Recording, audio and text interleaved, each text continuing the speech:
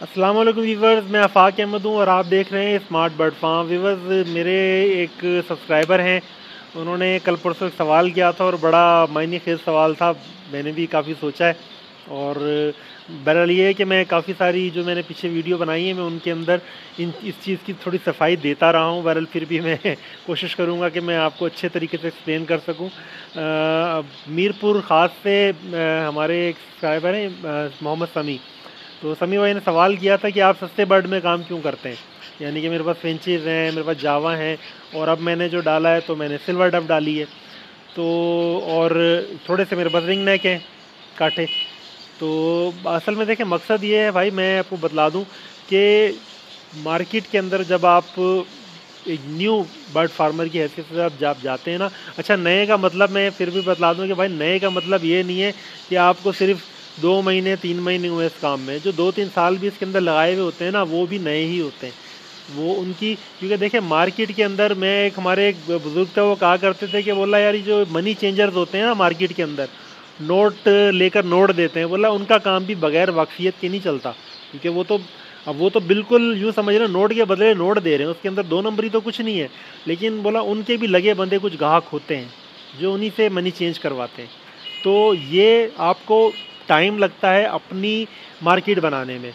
मैं आहिस्ता आहिस्ता वो कर रहा हूँ। मैं छोटे परिंदों से मैंने स्टार्ट लिया, मैंने चैनल बनाया, ठीक है ना। मैं मार्केटिंग भी करता हूँ, मैं मार्केट में आना जाना भी मेरा है, संडे बाज़ार और इस दफ़ा जैसे सदर की मार्केट में, वहाँ पर भी ताल्लुकात होने चाहिए ताकि आपको जब आप परिंदा अपना सेल करने जाते हैं तो आपको अच्छी कीमत मिल सके।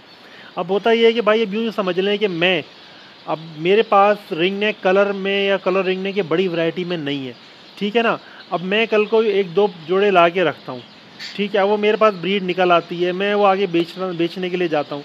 तो जो लेने आता है ना, वो कोशिश करता है कि मैं बड़े फार्म से ख़रीदूँ, किसी ऐसे बंदे से नहीं लूँ कि जिसके पास 2-3 जोड़े ही हों। क्योंकि वो देखता है, बोला इसको तो खुद नहीं आता, पता नहीं जोड़े इसके पास किस तरह के होंगे, ठीक है। तो जब आप स्टेप बाय स्टेप चल रहे होते हैं ना, तो आपके पास ग्राहक भी जो आता है ना, वो आपके ऊपर भरोसा करता है।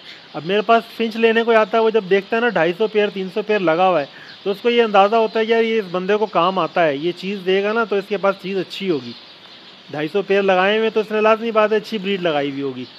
अगर 1-2 पेयर है तो मतलब ये कि किसी से बुड्ढा खुड्डा पेयर उठा लिया होगा, यार उसे ब्रीड करवाई है, पता नहीं बच्चे सेहतमंद हैं नहीं है। तो ये चीज़ें होती हैं, सही है। तो इसमें यूँ समझ लें कि जो मैंने लगाया हुआ है, देखिए एक तो मैंने आपको बतलाया भी था पहले भी कि आप 3-4 वैरायटी में काम करें। और इसमें जो भी वैरायटी मैंने लगाई हुई है, ये इनकी, आप ये कह सकते हैं कि ये इसका लोएस्ट रेट है जो मेरे पास लगा हुआ है। जैसे फिंच लगी हुई है, फिंच इस टाइम लो रेस्ट रेट पर जा रही है, लेकिन फिंच की ही बहुत सारी वैरायटीज ऐसी हैं जो बहुत महंगी है। अगर आप ये सीख जाते हैं तो आप उन फिंचेस से भी काम कर सकते हैं। बेसिक होता है कि आपको परिंदा आना चाहिए, आपको पता होना चाहिए परिंदा ब्रीड कैसे करता है। फिंचेस के अंदर लेडी गोल्डिनो भी है जो 25 से 30 हज़ार का पेयर है, इससे ज़्यादा का भी है, ठीक है ना। अब मैंने सिल्वर डव डाली है, सिल्वर डव के अंदर भाई 35-40 हज़ार का पेयर भी है जो रेड पाइट का है। रेड पाइट का जो पेयर है वो तकरीबन 35-40 हज़ार रुपये का है, तो सस्ता परिंदा तो नहीं है ये। अब मैं सिल्वर को अगर अच्छे तरीके से ब्रीड करवाना सीख जाता हूँ तो मैं सेम परिंदा वही है, तो मैं क्या उसको ब्रीड नहीं करवा सकता। ये ज़रूरी है आप परिंदे को सीख लें, उसके बाद हम महंगी ब्रीड पर चले जाएँ। लेकिन ये है कि पहले दिन से अगर वही चीज़ डालते हैं तो इसमें भाई बात ये होती है कि देखें, महंगा परिंदा ज़्यादा नुकसान भी दे जाता है, लाज़मी बात है अगर मरता है। अब मैं आपको एग्जांपल के तौर पे बतला देता हूँ कि मेरे पीछे ये सामने यहाँ रखे हुए हैं ये रिंग नेक, मैंने 4 पेयर लिए, ठीक है। अब ये पिंजरे समेत ये सेटअप मुझे करीब करीब 70,000 रुपये का पड़ा था, ठीक है। 4 पेयर थे, इनके बॉक्स भी थे और कुछ चीज़ें थी, यानी कि किराया भाड़ा लगा के मेरे को तकरीबन 70,000 रुपये का ये सेटअप पड़ा, ठीक है। और इससे अर्निंग क्या हुई है अभी तक, ये मैंने फरवरी में लिए थे पिछले साल, अर्निंग के नाम पे अभी तक ज़ीरो है, बिल्कुल 1 रुपये की मुझे इससे इनकम नहीं हुई है, क्योंकि किसी ने भी ब्रीड नहीं की। मैंने उस टाइम पे इसलिए लिए थे कि भाई इसमें भी 2-1 महीने बाकी हैं, मार्च अप्रैल तक ये ब्रीड करता है, तो हो सकता है एक ब्रीड दे जाए, लेकिन नहीं दिया, ठीक है। जोड़े ठीक है। अच्छा, जो रिंग नेक लगाए बैठे हैं, अगर मैं उनसे बोलूँगा तो बोलेंगे नॉर्मल छे यार, कुछ भी नहीं हुआ, ऐसे ही होता है। मार्च इस दफ़ा, पिछली दफ़ा नहीं किया तो इस दफ़ा ब्रीड करेगा, जोड़े तो ठीक है, सही है। लेकिन अब यानी कि मैं एग्जांपल के तौर पे कह रहा हूँ, अगर मैंने पिछले साल फरवरी में अगर मैंने डव डाली होती, 70,000 रुपये मैंने डव पे लगाया होता, तो कम अज़ कम भी मैं समझता हूँ कि मैं 40 पेयर तो आराम से डाल देता पिंजरों समेत, यानी कि उसमें मैं पिंजरे बर्तन भी ख़रीदता और डफ़े भी डालता, तो इतने में आराम से मेरे 40 पेयर तक डल सकते थे। और वो 40 पेयर अब जो लोग डव लगाते हैं या जो जिनको पता है, उनको पता है कि भाई वो 40 के तो 70 तो पता नहीं कब के पूरे कर चुके होते वो 40 पेयर, ठीक है ना। तो छोटे बर्ड में ये एक अच्छा वो होता है कि जब आप काम शुरू करते हैं तो आप ऐसे बर्ड से शुरू करें जो तेज़ी से ब्रीड करता हो, यानी कि जैसे अभी फिंचीज़ हैं, जावा हैं, या मेरे पास डव लगी हुई है, तो ये जल्दी ब्रीड करता है। उसमें ये है कि आपको पैसा बाउंड नहीं होता आपका, आपने इधर लगाया, आपको 6 महीने के अंदर आपको रिटर्न आना शुरू हो जाता है। क्योंकि जो बड़ी ब्रीड है ना, जो भी फैंसी बर्ड है, यानी कि रिंग नेक में हो गया, ककाटू हो गया, ग्रे पैरट हो गया, तो वो महंगे परिंदे हैं और वो साल में 2 ब्रीड कर रहे हैं, आपको 6-8 महीने उनकी केयर करनी है। तो जब आपके पास भाई इतना पैसा हो कि आप अपने पैसे को इस तरह बॉन्ड कर सकते हैं, तो आप बड़े परिंदे में भी जाएं, बड़े परिंदे में भी इन्वेस्टमेंट करें। लेकिन अगर आप कंपेयर करेंगे ना एज ए यानी कि अमाउंट, तो उसमें आपको ये लगेगा कि हाँ यार थोड़ी मेहनत ज़्यादा है छोटे परिंदे में, लेकिन अर्निंग भी ज़्यादा है, ठीक है।